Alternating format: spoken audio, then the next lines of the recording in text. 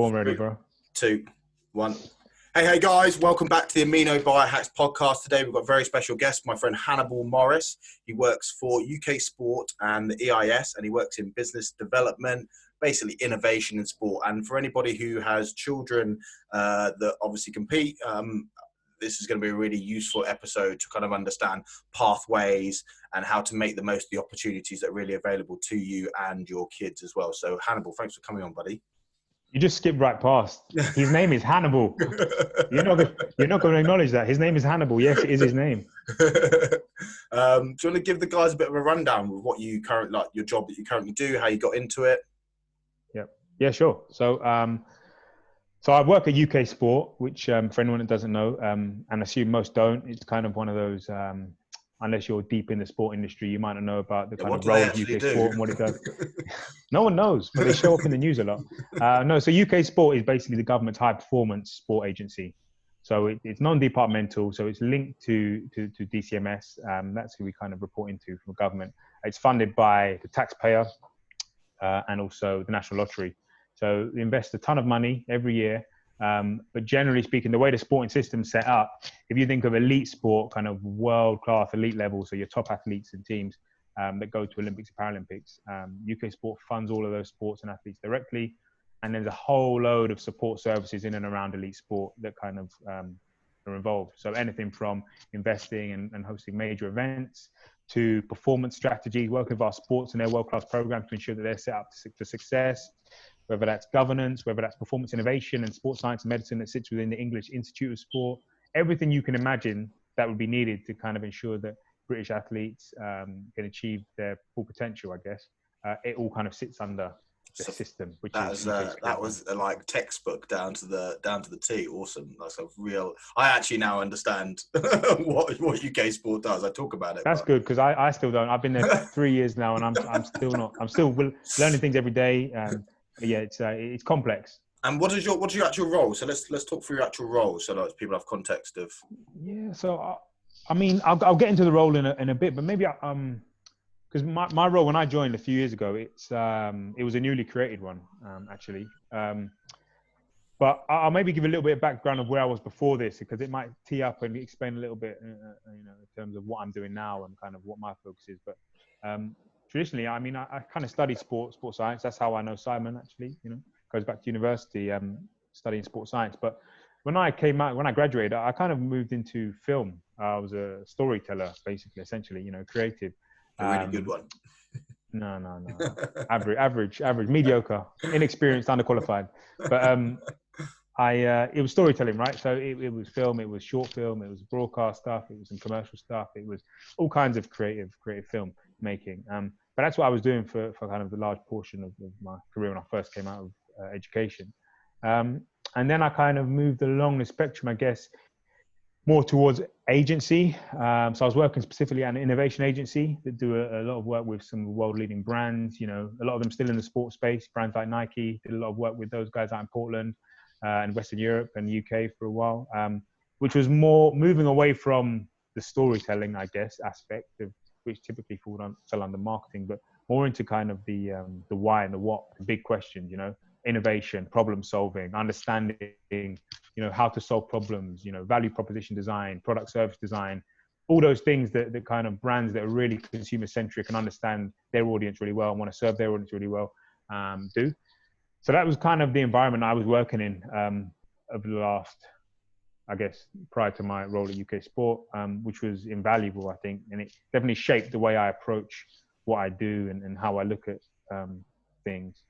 But then I kind of had an itch to scratch, going back to the sporting roots, wanted to get back into kind of really the center, the beating heart of high performance sport in Great Britain, and really kind of work right at the heart of kind of the biggest problems, the biggest challenges, defining the future of sport and those talented people that work in and around the sporting sector to really kind of get hands-on and stuck into the thing. What was driving that? What was driving that change? Obviously, you're working at a creative agency. What made you want to, was it your own passion? Was it your own love for sport in the past? Or what made you want to?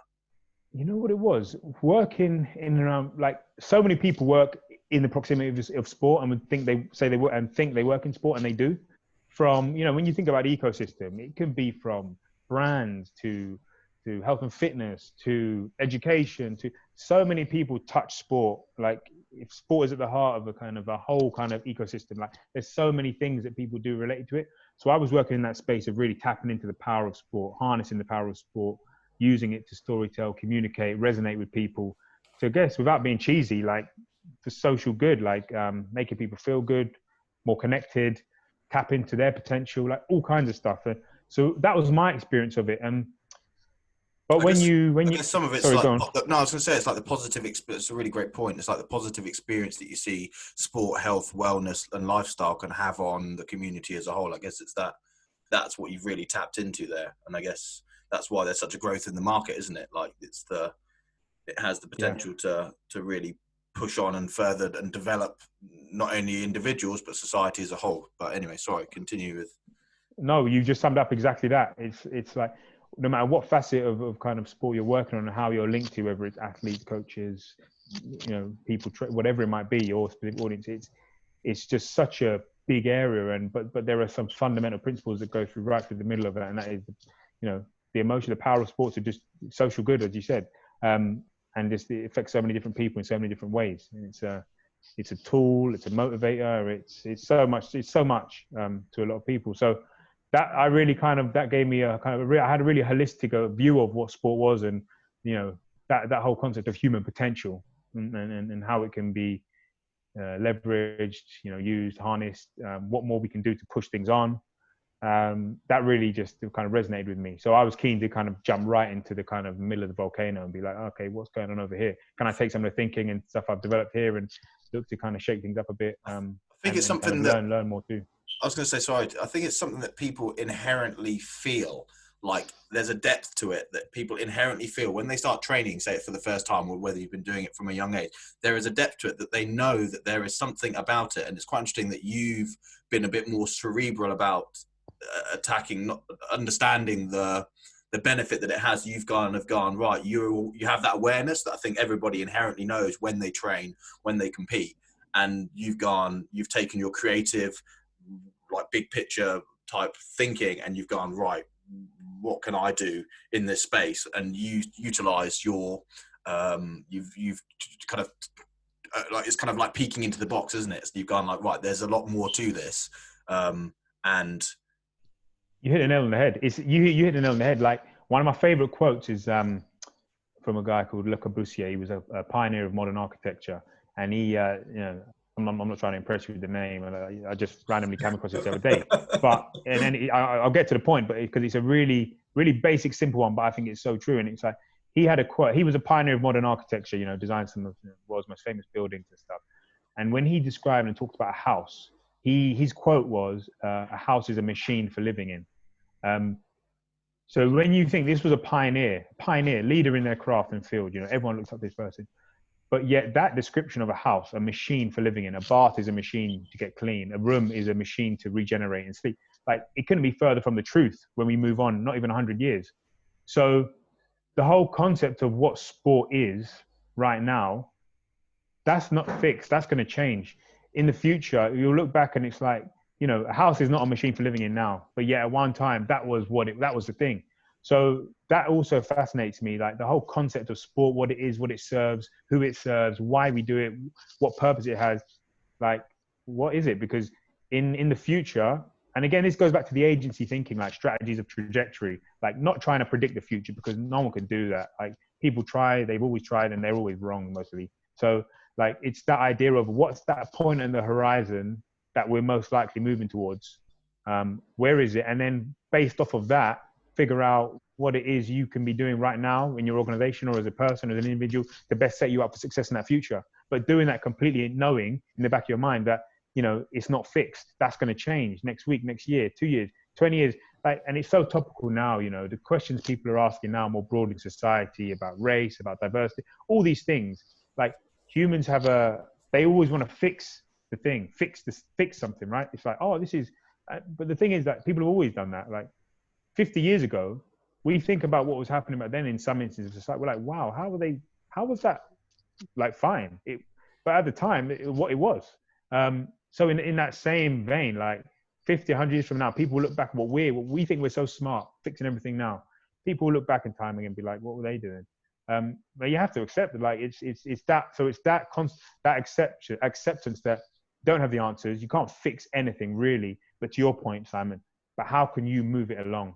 What's your vision for the future, that the way things should be, or the way sport or things, whatever it is, your niche or whatever sector you're working in, what you're doing, how can you move it along, and where are you moving it to, and what role are you playing in that?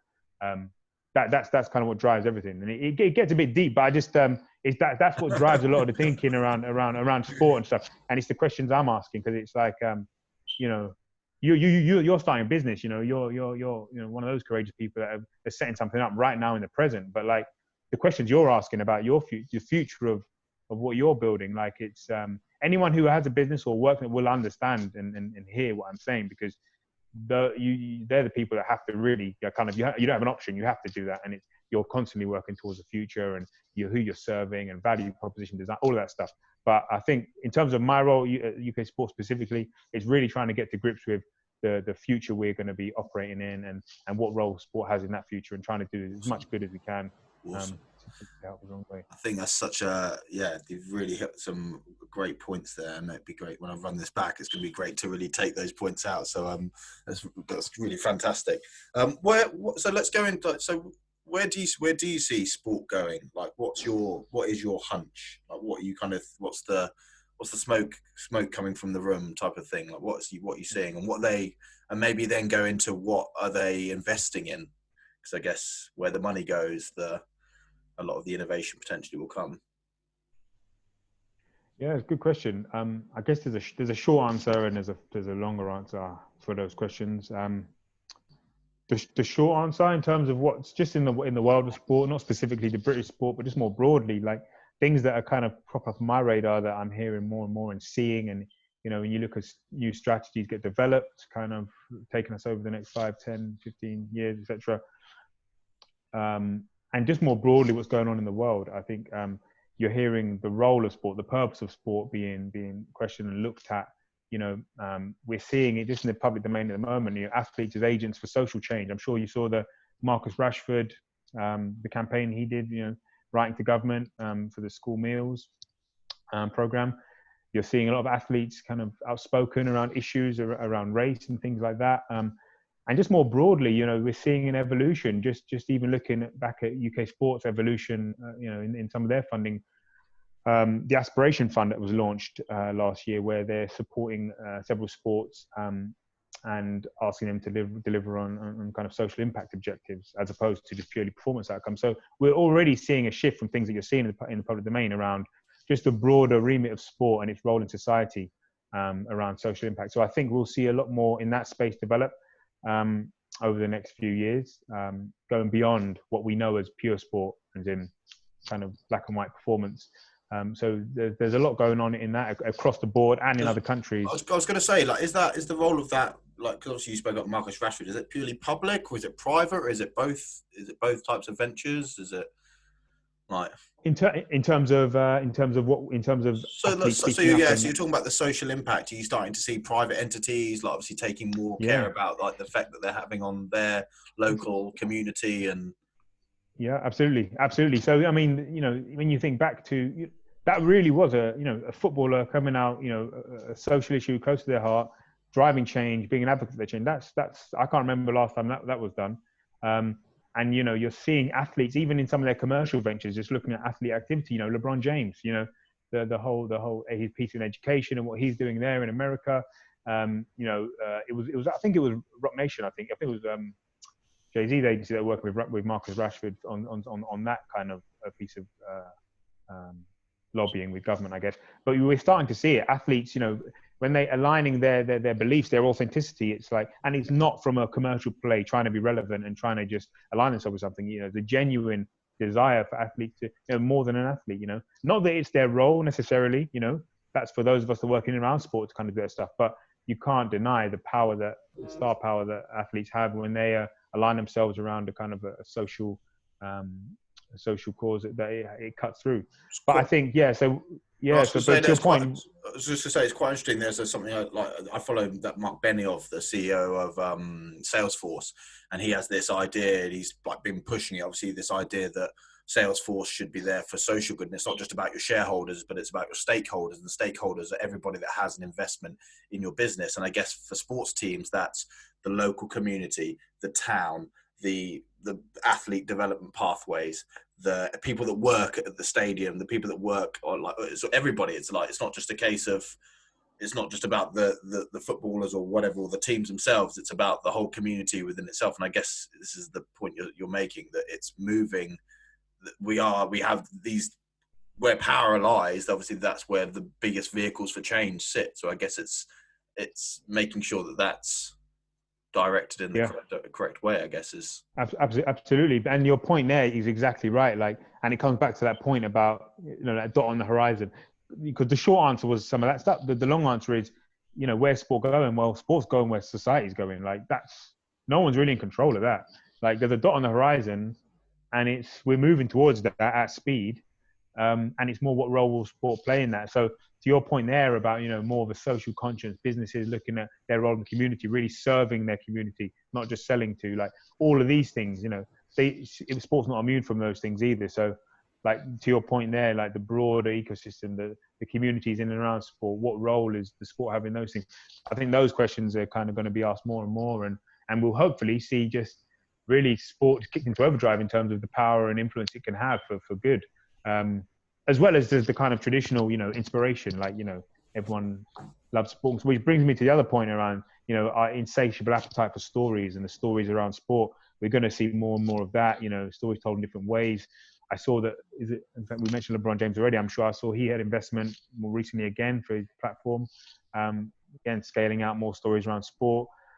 We'll start to see that, the emergence of platforms and, just that proximity to the stories, bringing people closer to different types of stories, the explosion of stuff we've seen on, platforms like Netflix and just online, just kind of stories related to sport, we're going to see that increase, I think, more and more and more, whether that's through live sport and different ways of coverage, or actually kind of on demand. It's quite interesting, actually. That's a really great point. Like, the amount when I go on Netflix, the amount of sports stuff that's on there now, and obviously, it just obviously the algorithm just shows you more and more. The more you click on those things, it shows you more of it. But I guess, and the breadth, and obviously it's really interesting, the point you make about the stories is that I found myself watching stuff that I never thought I would even be interested in, like sports stuff I would never be interested in, and actually finding it really interesting because of the availability of the content.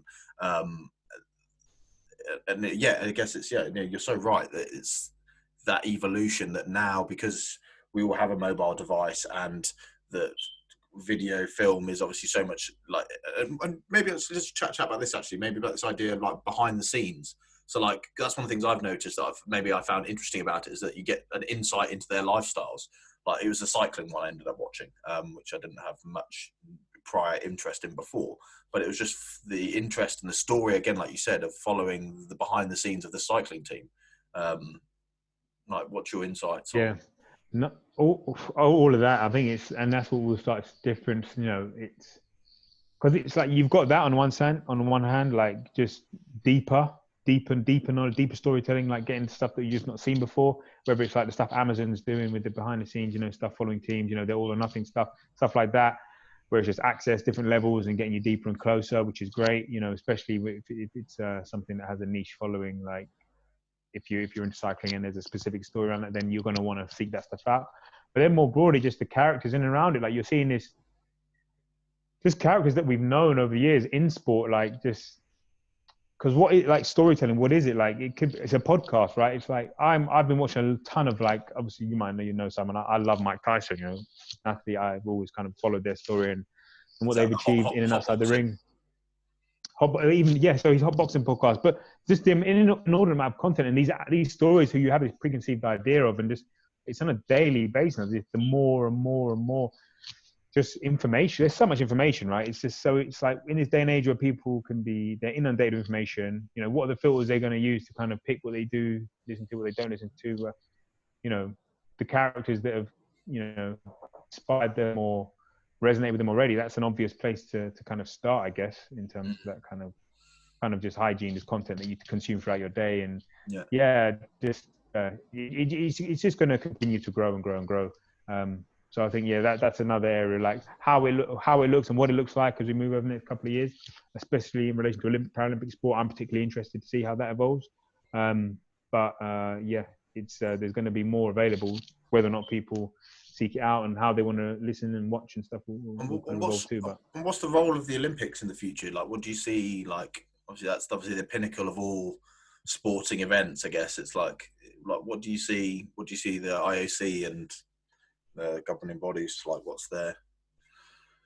I mean, I don't know is the answer. I mean, who does know, really? I think the thing that, and this is just from a personal point of view, the thing that interests me, and there's a whole load of areas of projects I'm working on and things which are kind of looking at very specific things within sport. But the one thing, the recurring theme that comes up a lot, which I spend a lot of time thinking about, is cultural cachet. And because I think that's the thing that not many people are discussing around sport, specifically Olympic, Paralympic sport. Yeah, what do you mean? So what do you mean? What do you mean by that? So I don't even know. So, for example, like some of the work you alluded to earlier, some of the work I'm doing around with our Pathways team and collaborating with Sport England and a couple of sports, particularly, looking at overhauling and redefining our approach to talent identification and development. Some really cool stuff we're doing there at the moment. And they're very specific thing. We're looking at driving diversity inclusion within Olympic, Paralympic sports and moving things along in that respect. It's really interesting, really empowering, really great work to be working on. But among other things, there's the broader question about the cultural cachet of Olympic, Paralympic sport. I'm sure everyone listening to this most likely saw The Last Dance, the documentary on Netflix around the Chicago Bulls and Michael Jordan. And when you look at a sport like basketball in America and how it completely transcends culture, it goes beyond sport. It's cool basically, but it's relevant to the audience, to a young audience. And when you look at sport in general over here, and I'm not so much talking about your mainstream, so football. I'm not really talking about your football. Although there's another question there about in the audience of football and how that's changing and the profile of the female fan base and all that stuff. There's a whole lot of questions you can talk about in there. But more broadly, sport, the longer tail of sports that may be a more traditional and not so widely publicly popular. So not your professional sports, not your golfs, not your tennises, your football, but Olympic, Paralympic sport. There's a question of relevance, cultural relevance, because how relevant, like you take London, for example, you just got to walk down the street and the amount of kids that are on bikes doing wheelies, like a lot of people are engaging with the sport. But when you talk about the Olympic, Paralympic version of those sports, what's the cultural resonance? Is it relevant to a youthful audience? I saw a stat the other day, looking at athletics, track and field, and this is global, not just British. And it really is. I mean, track and field is a youthful sport. It's a young person's sport, right? I think it's the one sport that has more Gen Z weekly people engaging with the sport from a participation standpoint than millennials. It's a young person's sport. But when you look at the average age of the viewer, it's 55 years old. Yeah, that's so true. That's really interesting. And it's like, so there's a whole load of each sport is unique and different, and they have their own challenges. But when and this isn't looking at from an NGB perspective, this is anyone engaging with the sports that we're talking about. Like it's a recurring theme that comes up to me. It's like cultural cachet. Like there's all this great work going on around the system, outside the system.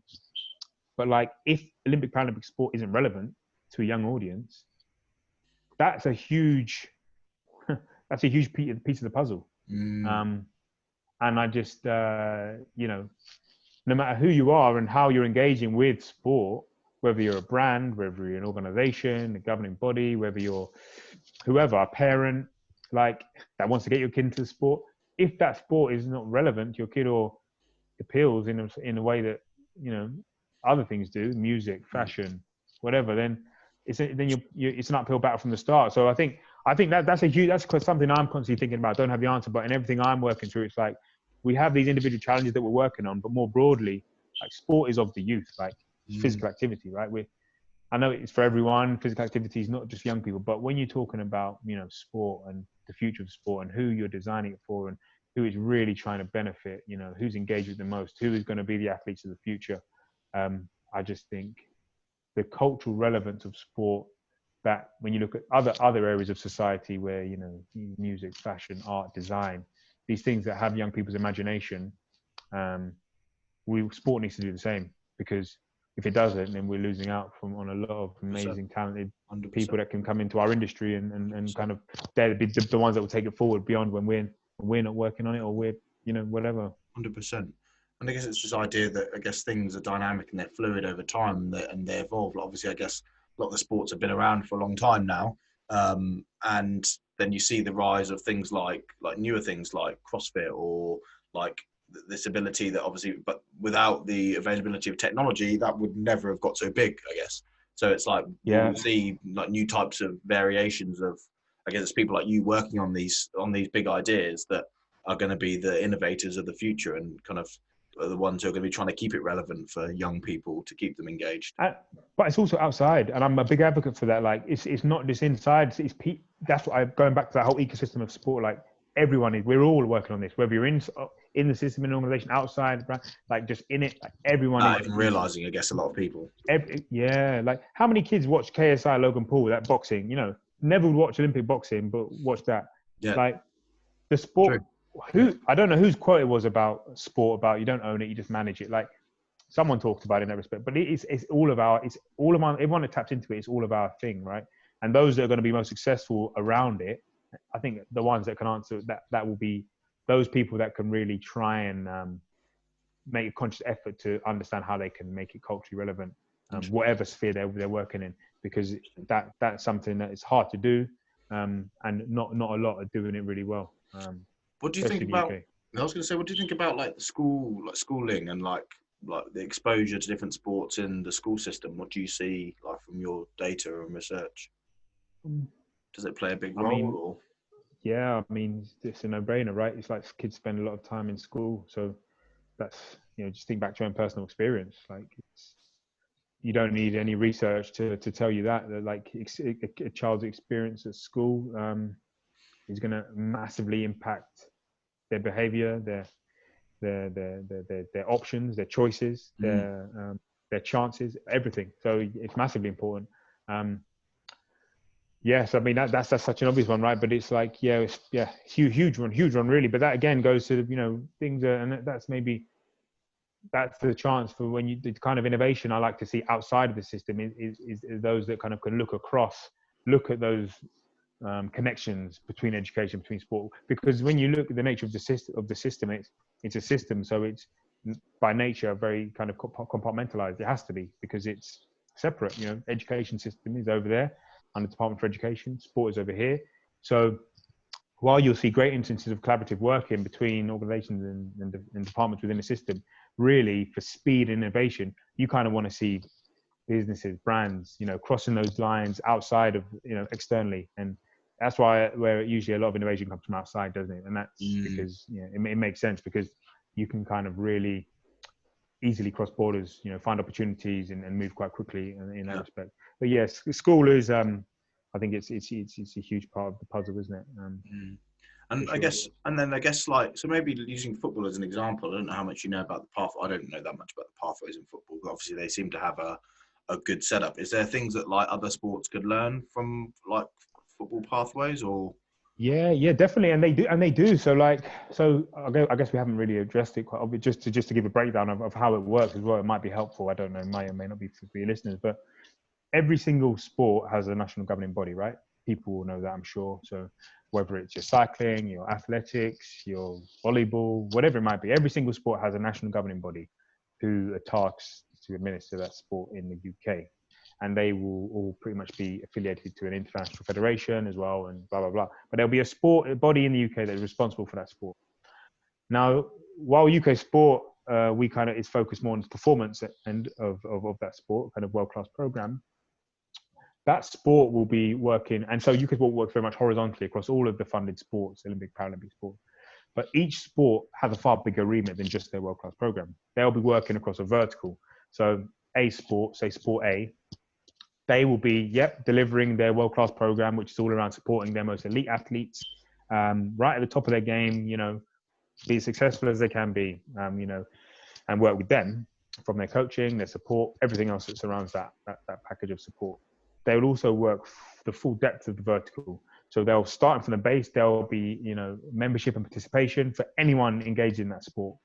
From their club structures, they will then have kind of a talent portion of their pathway, which is those athletes that might be coming through slipstreams and gateways from club and community sport into kind of home country representation. So when an athlete might represent England or Scotland, etc., and they'll be kind of supporting those athletes' development in and around that part of the pathway. And eventually, some athletes will progress on through to represent Great Britain and kind of compete at the top level of their sport. So that sport will be working through the full spectrum of participation, community sport, getting people engaged in their sport, serving their members, all of that stuff, competitions, regional, all of that stuff, right up through. And so when we talk about the pathway, we're talking about that journey that anyone from engaging with the sport might have, progressing through the sport up to eventually representing their country at the highest level. So that is a pathway. So when we're talking about performance pathway, there's a whole school of science called pathway science that exists in the sporting system. So these are people that are experts. I'm lucky enough to work with some of them. A lot of them sit within the sport institute, and these are people that sports scientists by trade. They might have an area of specialism, but they really bring the academic rigor, the research, and they are pushing the forefront of what performance and pathways and athlete development and all of these things that might surround an athlete development should be. So the way it's set up, each individual sport will have their own kind of national talent leads and pathway kind of leads who are responsible for designing that pathway and what it looks like and how people transition through and all of that stuff. But what we also have in the system, so each individual sport will have those individuals that lead those pathways. But what we also have is a central performance pathway team that work within UK Sport / the English Institute of Sport. And they will more broadly have an overview of the system and work with all of those pathway talent leads to kind of just craft the future of pathways, what they look like, the behaviors, the environments, initiatives to kind of address kind of the changing needs of athletes, of coaches, of the workforce. So you've kind of got a central hub of pathway scientists that work with the system to kind of really evolve their pathways. So that's might be a bit too much information I've thrown at you there, but just so people, because I'm conscious we're throwing the word pathway around, but people might be like, "What the hell is a pathway? We talking about?" No, definitely. That's essentially helps clear up for me as well. It's good to see it and understand the verticals and the horizontals, and within obviously each of those, obviously then you've got different levels of kind of, I guess, like exactly like you say, from engagement all the way through up to the international level. So it's everything, all bases are covered. Think of it as a consumer journey, an athlete journey. An athlete journey from, that's what, when you talk about the performance pathway and how an athlete might progress, it's basically a user journey. And in the same way you would obsess and optimize a user journey from design, experience, communication, everything, in the same way a business would do that, it's exactly the same thing. It's user experience, basically, as if I was trying to oversimplify it. Yeah. It's value proposition design for that specific user and their needs. And that's an evolving thing too. But that's essentially what pathway science is all about. It must get very complex, because I guess it's like big data. It's like you've got there's so much information and numbers to crunch. I guess it might get very on the macro. It's one of those ones where I thought I kind of knew the sporting system, from studying sports science and you're in around it and you go into it. But honestly, I had no idea. You go into it and you're like, oh wow, didn't know that. As in just the breadth of it's a full on this complete science. It's a very niche, very specialist, but it's huge. It's huge, really. And so unless you kind of see it and see how you'd have no idea it even exists, that people are there to obsess that and design that and build that, and it's there. It's obvious when you know it, but when you think about it, it's very academic and a lot of data, a lot of research. It's a lot of effort goes into the work that some of those guys do. And I guess with parents, like say, like people listening that have got kids and they want to push them into, I guess not push is not the right word, but they're obviously motivated. There's a big motivation to obviously get the kids into, I guess, like what are you seeing from a pathways standpoint? Is it like, explain Do you want to explain it a little bit? bit? Yeah. I mean, first off, don't take my advice. I'm a failed athlete, everyone. I'm a failure. No, but no, it's a great question. I mean, even so, and this is interesting because this is the space we're kind of playing in now. Like there are known knowns, things that the pathway scientists have been, and then the research is out there. Things that we know that are important for development of young people. So things like early specialization not being a good thing. Keep it general, fun, enjoyable, play. Parental support, huge. We know all of these things that are kind of, again, we're not telling anyone anything new here. There's stuff that's been out, there's literature around this stuff, and that stuff would continue to be advocated, I guess. And again, I'm probably not qualified to talk on, as a pathway scientist, refer you to the specific research that talks about this stuff. But there is stuff out there that is very specific, very clear, and it's more focused around kind of principles that you should, that would be advisable. As I mentioned, again, there's some of the obvious ones. Generalization is good, but don't specialize too early. Enjoyment and good enjoyment and fun is important early on.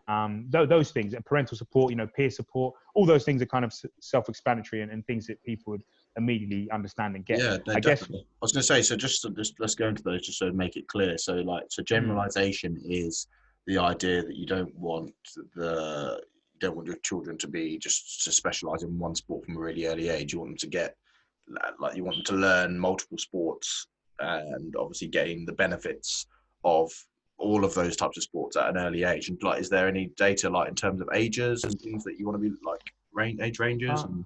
I'd have to dig that out, and we can put some stuff in and link some people to some stuff in the comment in the description of the video. But I almost wouldn't even obsess about that. And also, you wouldn't want the advice going out to people that this is basically saying get your kid to try every sport. It's not that either at all. But it's just the basic thing of enjoyment trumps everything. And actually, there's no need. You've seen this trend. Some of the storytelling documentary stuff we've seen in terms of parents pushing their kids into very early kind of specialization, specific sports really young. There's research that supports there's no benefit to that and actually be detrimental. So actually, it's just more broadly physical activity across a variety of experiences is a good thing. And if anything, it just helps kids find what they enjoy and. I think the enjoyment part is so important, isn't it? This idea stopping whatever you enjoy, you're going to practice, and whatever you practice, you're going to get good at. And I guess it's being too specialized, I guess, from a young age. Obviously, I don't know the science on this, but this idea of burnout and burning kids out. Is that a big problem that you've seen in the data, or?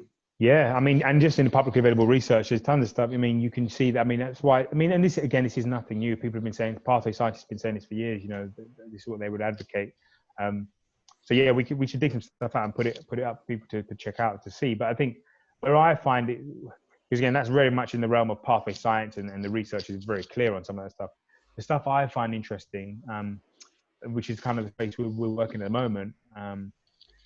Partly is the softer stuff, the stuff that, so we know that parental support is huge. When you look at some of the athletes that are successful, parental support often is a common denominator. Not everyone has luxury of support in that respect. So if people are listening to this, they're already by far and away ahead of a lot of other people in that they're seeking to give their child support. So what I'm looking at, is really looking at the softer stuff, the stuff that comes out in qualitative research, speaking to athletes, understanding their lived experiences, finding what the barriers and blockers are, finding out what it was that caused dropout or caused, lack of adherence or a negative experience that just meant they didn't pursue and fulfill their potential. And it's what's driving a lot of the work. I'm working on internally, looking at diversity and inclusion within pathways and how we can address some of that stuff. It's that softer stuff, because as I said, the pathway science stuff we're referencing, there's such obvious stuff. It's out there. The research is there. It's really clear. Don't specialize. Make sure your kid's enjoying it. Give them the support where you can. Don't be that parent at the side that's shouting, overbearing. It's very, very obvious stuff. I'm sure that people will understand. But it's the other stuff that, the softer stuff, the support, not too much, not too low, making sure that is there peer support that your child has in and around that, so they're enjoying what they do, because while you're with your child at home, do they have that peer support in the environment they're in, that you're putting them in? Is it the right culture? Is it the right environment?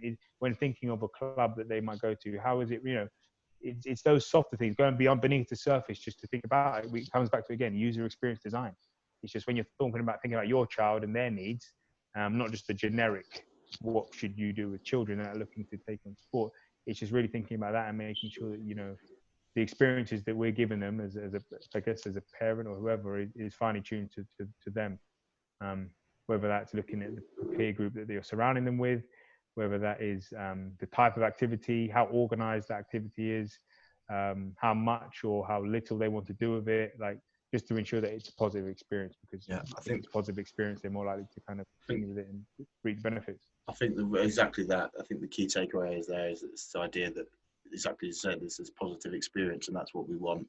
You don't only want that for your child, we want to have it for ourselves as well. You want to go away, obviously you want it to be tough, you want them to develop, you want them to grow, you want them to get better, and it's like exactly like you said about balance, like trying to find that sweet spot where it's just tough enough for them to want to come back and want to keep getting better and want to improve, because that's what humans want to do, right? We want to improve, we want to get better at stuff. But I guess if they have, like you said, if they have a negative experience, or it's too hard, or it's not pushing them enough, I guess it's that fine balancing act between pushing on and obviously not making it kind of too difficult.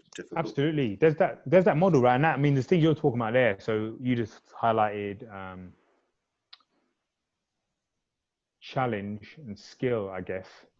So it's kind of like is that flow model thing? I mean, Mihaly. I remember it. Yeah, Mihaly. Right. Yeah. 4%, isn't it? That like you want it to be in there, because that's like, if skill levels, anxiety and boredom, basically all that stuff. So, but that's again coming at it from a scientific perspective, ensuring that the task is right based on skill level, based on ability, so you're in the sweet spot. But it's just more like, just to give you an example. So it's kind of. I had a workshop recently where we were speaking to some young athletes, and there was a young athlete who's now a coach. Actually, she's a young coach, and in her sport, she was a really talented athlete, and then through her progression within that sport, was in a pathway, was put into a club away from where she lived, and the experience there, she just the team she was in just happened to be with a load of other young people who had boarded school together. They knew each other, they pre-existed relationships. So she just didn't really assimilate or kind of have that relationship. Support, she just didn't really have that, because the environment, while she was massively talented and was almost extracted because of that talent, and put into this environment, she just didn't have that connection with those other young athletes, and not because they were trying to be mean or anything like that, but just they had known each other for years and then grown up together and lived together. So think about that. You've got a highly talented athlete put in this environment, don't really have that peer support. They might be getting all the support from the coaches and everything else, right? But that's not quite there. So if you were a parent and that was your child, on one hand, it's an opportunity, my kid's being put in this thing. But when you start going into the detail, like the peer support, these softer things, all the things, the user experience, because ultimately, like that these are the things that are going to really be determinants of success or not. It's the experience that people have, and that's nothing really. That's no rocket science. You don't have to be a scientist to know that stuff. That's just basic like empathy, isn't it? And trying to put yourself in your kind of your consumers, your audience's shoes. H, we're going to have to look to wrap up because I don't want to take too much more of your time. But really appreciate you coming on today. We'll probably get you back on, and we've got some other areas of kind of sport performance, fit tech that I kind of want to talk to you about. So hopefully we can get you back on and we can look at those. But really appreciate your time today. Guys, appreciate your time. Make sure you hit the like button. Obviously, it helps us out with the YouTube algorithm. Also, make sure you subscribe, hit the notification bell.